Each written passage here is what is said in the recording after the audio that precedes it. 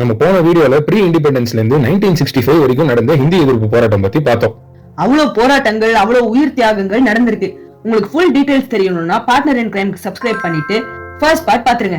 ஆனா 1965ல போராட்டம் இன்னும் தீ பிடிச்சது. லிட்டரலாவே தீ பிடிச்சிச்சு.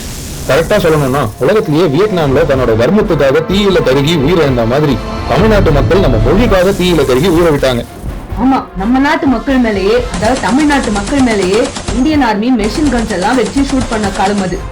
பார்ட் 1 நம்ம பார்த்தது வெறும் ட்ரெய்லர் மட்டும்தான். ஆனா இன்னைக்கு நம்ம பார்க்க போறது அது எரிமலையா வெடிச்ச ஃபைனல் சாப்டர்.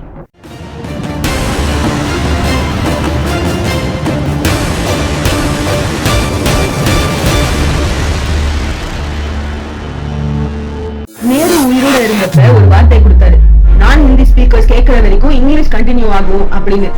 ஆனா அவர் இறந்த உடனே அந்த வார்த்தை காத்துல பறந்துருச்சு. 1963ல அபிஷியல் லாங்குவேஜஸ் ஆக்ட் ஒன்னு பாஸ் ஆச்சு. அதுல இங்கிலீஷ் ஷால் கண்டினியூன்னு போடுறதுக்கு பதிலா டெலிபரேட்லி இங்கிலீஷ் மே கண்டினியூ அப்படின்னு போட்டாங்க. ஜஸ்ட் ஒன் வேர்ட் மே, வேணும்னா வச்சுக்கலாம், இல்லன்னா தூக்கிடலாம். அன்னைக்கு சிஎன் அண்ணாதுரை இதை தட்டி கேட்டு போராடினப்ப காங்கிரஸ் அவங்களோட ப்ரூட் மெஜாரிட்டி வச்சு பில்ல பாஸ் பண்ணிட்டாங்க.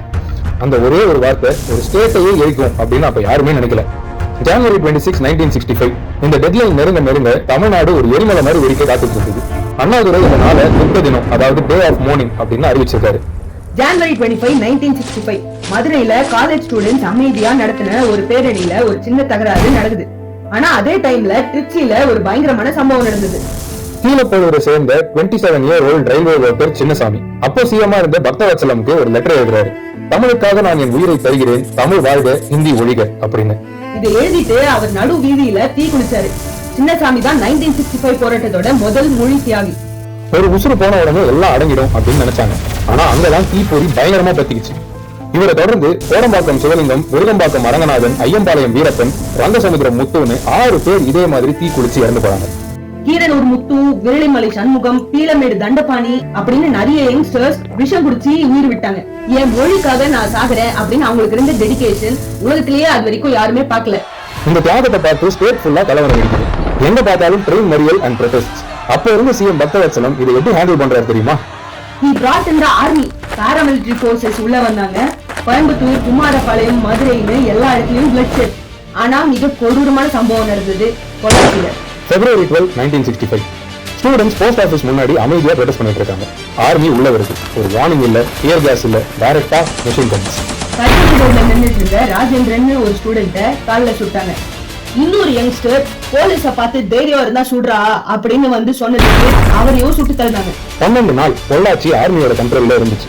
அபிஷியலா 70 பேர் இறந்துட்டாங்க அப்படின்னு சொன்னாலும் 150க்கு மேல உயிர் போயிருக்கு அப்படின்னு ஹிஸ்டாரிக்கல் ரெக்கார்ட் சொல்லுது. இந்த ரத்த கலரியை பார்த்து பயந்து சென்ட்ரல் மினிஸ்டர்ஸ் ராஜினாமா செய்ய முன் வராங்க. சிச்சுவேஷன் கைமீறி போனதுனால February 11 PM லால் பகதூர் சாஸ்திரி ரேடியோல வந்து Nehru's assurances will be kept அப்படின்னு அனௌன்ஸ் பண்றாரு. ரத்தம் அரங்கிருச்சு. ஆனா மக்களோட கோபம் தீரல. 1967 எலெக்ஷன்ல மக்கள் அவங்க கோபத்தை ஓட்டா மாத்துறாங்க.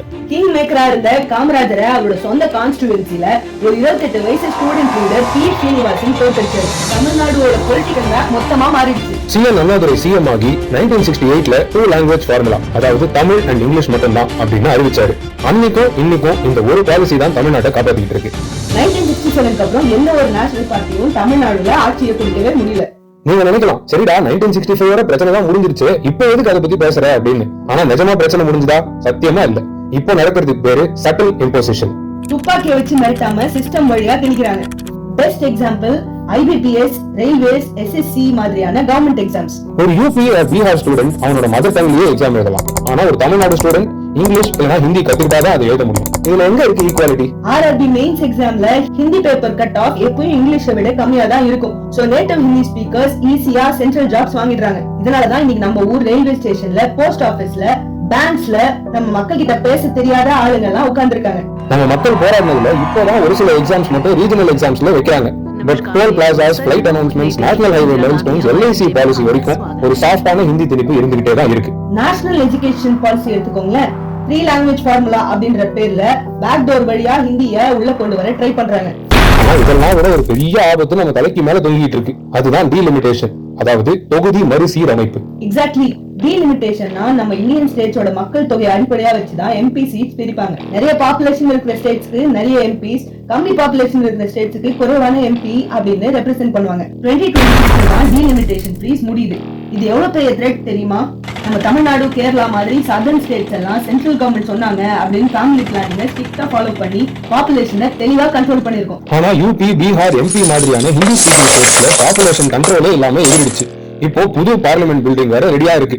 புது டீலிமிட்டேஷன் படி சீட்ஸ் பிரிச்சாங்கன்னா பாப்புலேஷன் அதிகமா இருக்கிற நார்த் ஸ்டேட்ஸ்க்கு இன்னும் நிறைய எம்பி சீட்ஸ் கிடைக்கும். அட் த சேம் டைம் மக்கள் தொகையை கண்ட்ரோல் பண்ண தமிழ்நாடோட எம்பி சீட்ஸ் பயங்கரமா குறையும். இது என்ன நியாயம்? நல்ல ஸ்கீம்ஸை ஃபாலோ பண்ணதுக்காக நமக்கு கிடைக்கிற தண்டனையா இது? நாளைக்கு பார்லிமெண்ட்ல ஹிந்தி ஸ்டேட்ஸோட மெஜாரிட்டி இன்னும் பெருசாகும். அப்ப நம்ம குரல் அங்க எவன் கேட்பான்? ஹிந்தி தான் நேஷனல் லாங்குவேஜ் அப்படின்னு ஒரு பில்லு கொண்டு வந்தா அதை தடுத்து நிறுத்துறதுக்கு கூட நம்மளுக்கு பொலிட்டிக்கல் பவர் இருக்காது. அன்னைக்கு துப்பாக்கி வச்சு நம்ம மொழியை அழிச்சு ட்ரை பண்ணாங்க. இன்னைக்கு மக்கள் தொகை காரணமா காமிச்சு நம்ம அரசியல் உரிமையே கருத்து பாக்குறாங்க. இதுதான் நிஜமான எண்ட்லெஸ் வார். இந்தியாவில எவ்வளவோ ஸ்டேட்ஸ் ஹிந்தியை ஏத்துக்கிட்டு தங்க சொந்த ஐடென்டிட்டியை இழந்துட்டாங்க. ஆனா நம்ம தமிழ்நாடு அண்ட் இன்னும் ஒரு சில சதர்ன் ஸ்டேட்ஸ் மட்டும்தான் இங்கிலீஷ்லயும் அவங்க சொந்த லாங்குவேஜ்லயும் கெட்டா நின்று ஐடிலயும் எஜுகேஷன்லயும் முதிர்ந்திருக்கும். அதுக்கு காரணம் 1965ல சின்னசாமியும் சிவலிங்கமும் அரங்கநாதனும் செஞ்ச தியாகம் தான். இந்த சரித்திரம் இன்னும் நிறைய பேருக்கு போய் சேரணும்னா இந்த வீடியோவை மறக்காம ஷேர் பண்ணிடுங்க. ஆல்சோ நிறைய வீக்ஸ் வீடியோ டிலே பண்ணதுக்கு ரொம்ப பெரிய சாரி. ஃபேமிலியில ஒரு தவிர்க்க முடியாத சிச்சுவேஷன்னால சேனல்ல ஃபோக்கஸ் பண்ண முடியல. But we are officially back.